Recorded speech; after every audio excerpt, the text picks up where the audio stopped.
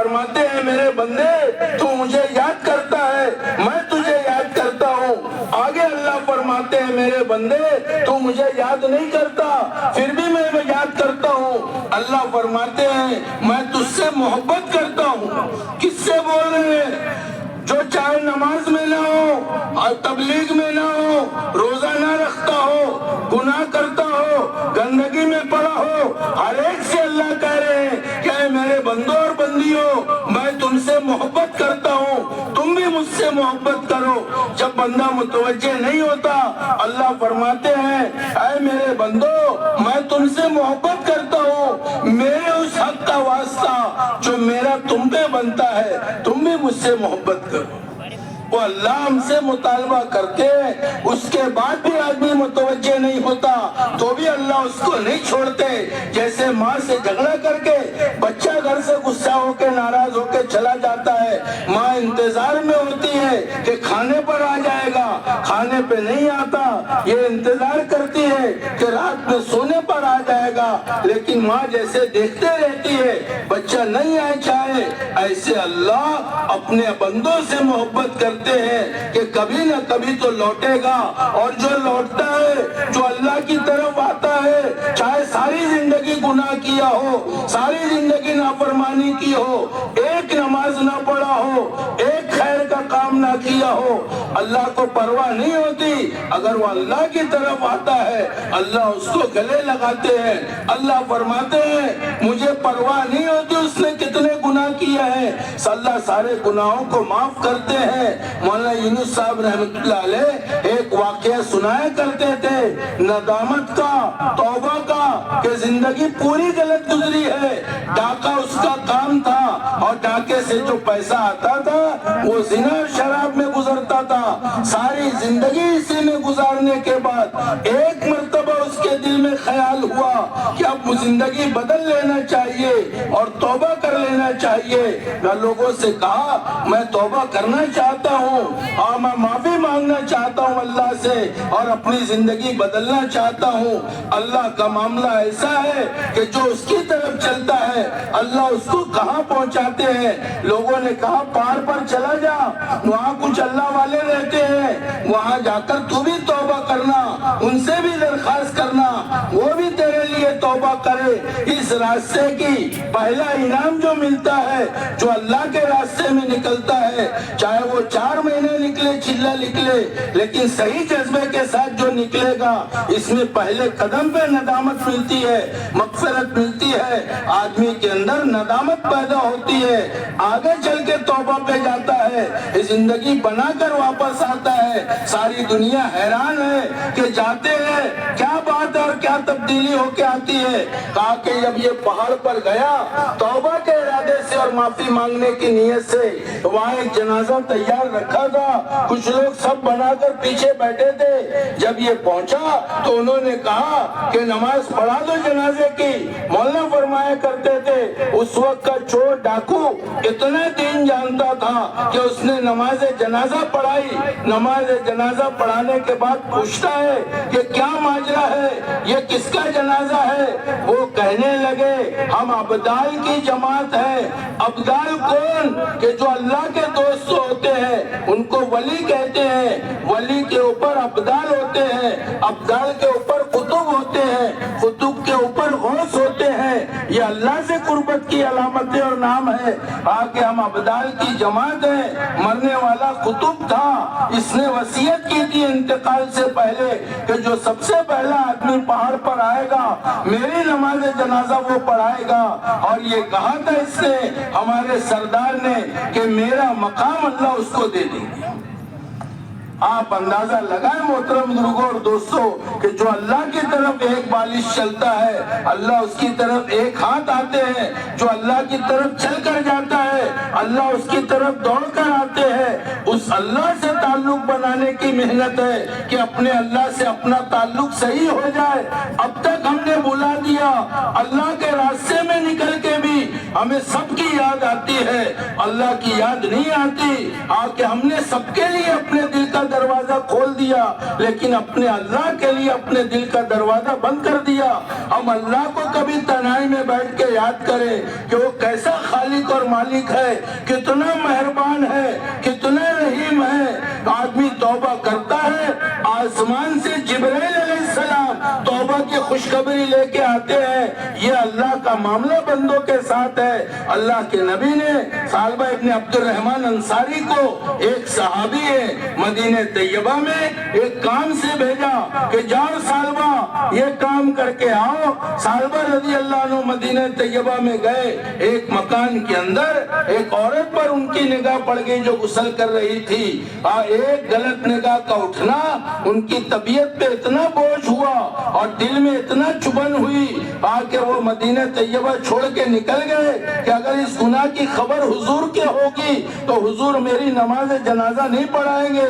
اللہ نے اگر حضور کو بتا دیا تو میرا کیا ہوگا. مدینہ چھوڑ کے نکل گئے. جن کے دل زندہ ہوتے ہیں ان کے اندر چبھن ہوتی ہے, جن کے دل مردہ ہوتے ہیں ان کو گناہوں کی چبھن نہیں ہوتی. مثال کے طور پہ ہاتھ میں اگر لکڑی گڑ جائے, اتنی باریک جو دکھائی نہیں دیتی, بہت مشکل سے دکھتی ہے لیکن آدمی کو بے چین کر دیتی ہے, اس کی علامت ہے کہ اس کا جسم کا یہ حصہ زندہ ہے. اگر اس کو لکڑی چوب جائے اور اس کو احساس نہ ہو تو آدمی کہے گا تمہارا یہ حصہ مردار ہو چکا ہے, سن ہو چکا ہے, تم کو احساس نہیں ہوتا. ایسے آدمی سے کوئی بھول ہوتی ہے فوراً دل میں احساس ہوتا ہے کہ غلط ہو گیا, یہ مناسب نہیں ہے. لیکن غلط ہونے کے بعد اگر دل میں چبھن نہیں ہو رہی ہے اس کا مطلب یہ ہے کہ یہ دل مر چکا ہے, اس میں زندگی نہیں ہے. ظاہری اعتبار سے اور جسمانی اعتبار سے چاہے یہ زندہ ہے لیکن یہ مردار ہو چکا ہے. ایسی توبہ کی ہے ثعلبہ ابن عبد الرحمن انصاری نے کہ جبرائیل علیہ السلام آسمان سے آئے ہیں اور اللہ کے نبی نے پوچھا کہ اللہ کے نبی ثعلبہ ابن عبد الرحمن انصاری کہاں ہے. اللہ کے نبی نے بتایا خبر نہیں ہے. تو جبرائیل علیہ السلام پتہ بتا رہے ہیں اور فرما رہے ہیں کہ مدینہ طیبہ کے باہر پہاڑیوں میں کہا کہ آپ دیکھیں وہاں ثعلبہ ابن عبد الرحمن انصاری اللہ سے معافی مانگ رہے ہیں, توبہ کر رہے ہیں. ان کو خوشخبری سنانا کہ اللہ نے ان کے گناہ کو معاف کر دیا ہے. اللہ کے نبی نے دو صحابی حضرت عمر اور حضرت سلمان غالباً رضی اللہ عنہما کو بھیجا. دونوں مدینہ طیبہ کے باہر گئے, جو پتہ بتایا تھا وہاں پہنچے. وہاں ایک چرواہا ملا, اس سے پوچھا کہ تم نے ثعلبہ ابن عبد الرحمن انصاری کو دیکھا ہے. کہا میں نے تو اسلام کے کوئی آدمی کو نہیں دیکھا لیکن ایک آدمی میں نے دیکھا ہے, جب رات آدھی گزر جائے گی ان وادیوں سے نکلے گا جو اپنے اللہ سے بھاگا ہوا ہے.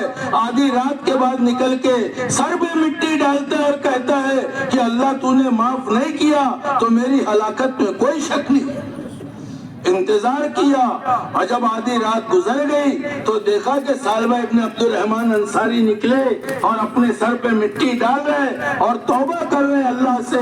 حضرت عمر رضی اللہ عنہ نے آواز دی تو آواز پہچان گئے, چیخ ماری, پوچھا کیا بات ہے. کہا اللہ کے نبی نے بلایا ہے کہ میں تو نہیں جا سکتا, آپ کا سامنا کرنے کی میری ہمت نہیں ہے. حضرت عمر رضی اللہ عنہ نے فرمایا کہ اللہ کے نبی نے یاد کیا ہے, تمہیں بلایا ہے, حکم تھا حضور کا اور آپ نے بلایا تھا تو شرط لگائیے.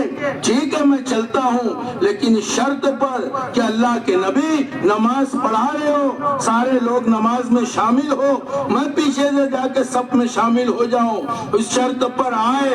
امامت ہو رہی تھی, نماز تیار تھی, جماعت کھڑی تھی, وہاں پیچھے سے شامل ہوئے نماز میں. اور جیسے ہی حضور کے کان تکبیر کی آواز کان میں پڑی ہے, چیخ مار کے بے ہوش ہو گئے.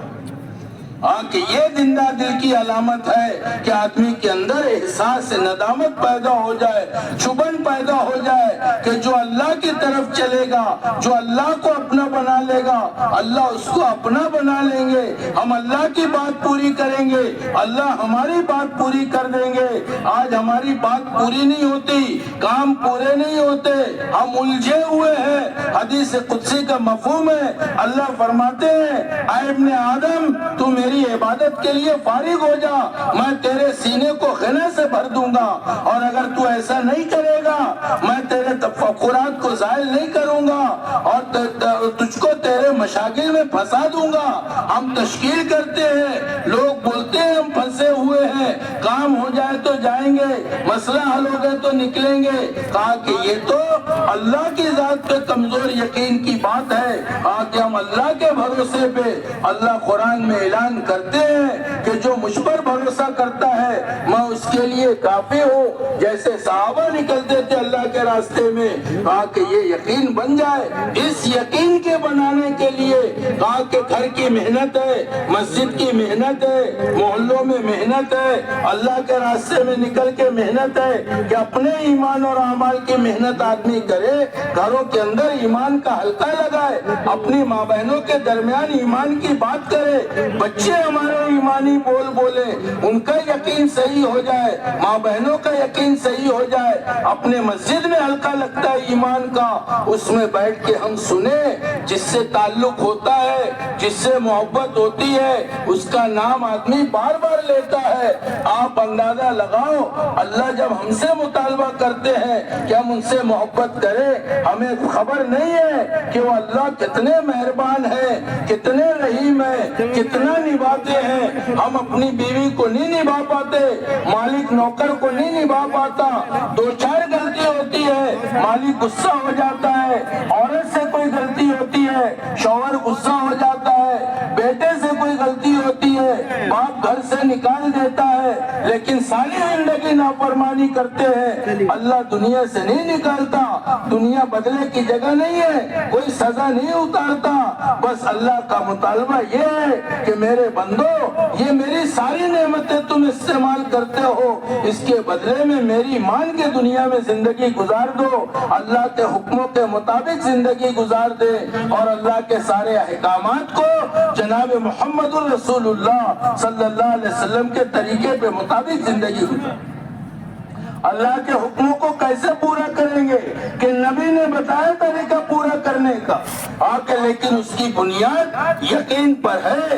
جیسے جیسا یقین ہوگا ویسا اس کا دین ہوگا، یقین مضبوط اور کامل ہوگا، دین بھی مضبوط ہوگا، یقین کمزور ہوگا پھر اگر مگر لیکن چونکہ گویا ہوگا۔ کہ اس لیے یقین کے بنانے کے لیے ایک محنت ہے، ایک کام ہے۔ آپ کو یقین کی میڈیکل پہ دوا نہیں ملے گی، ایمان کا بنانا ضروری ہے، ایمان کا سیکھنا ضروری ہے۔ جیسے صحابہ ایمان سیکھتے تھے، جیسے اللہ کے نبی نے صحابہ کو ایمان سکھایا، چھوٹے سے بچے کو سواری پہ سوار ہے، اللہ کے نبی فرمائے ہیں کہ تو اللہ کے دین کی حفاظت کر، اللہ تیری حفاظت کریں گے۔